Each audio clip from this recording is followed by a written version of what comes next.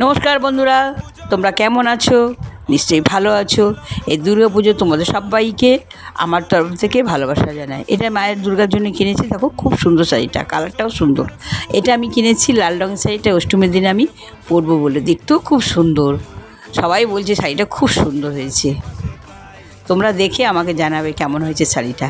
আচ্ছা, এই যে নীল রঙের শাড়িটা কিনেছি প্রিন্টের, এই শাড়িটা আমি ষষ্ঠীর দিনে পরবো। খুব সুন্দর কালার।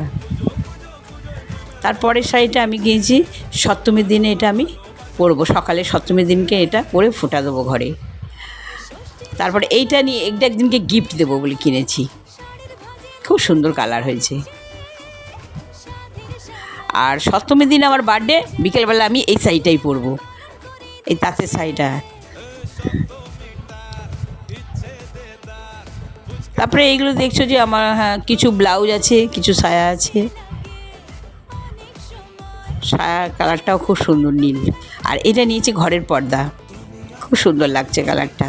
আমি যে শাড়িগুলো কিনেছি এগুলো কেমন লাগলো বন্ধুরা তোমরা কমেন্ট করে জানাবে।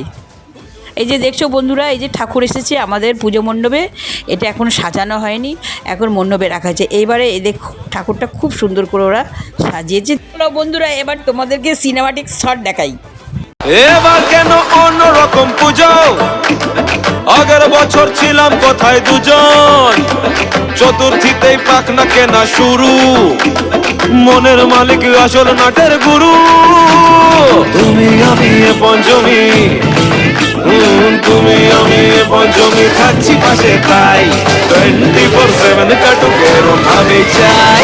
পুজো পুজো পুজোয় প্রেমের গন্ধ লেগেছে, তোমার আমার ভালোবাসার গল্প জমেছে। পুজো পুজো পুজোয় প্রেমের গন্ধ। আমাদের পুজো প্যান্ডেলের ঠাকুর এবং লাইট কেমন লেগেছে তোমাদের, তোমরা কমেন্ট করে আমাকে জানাবে। এই পর্যন্ত আমার ব্লগটা শেষ করছি। দেখা হবে পরের ব্লগে। শুভ শারদিয়া।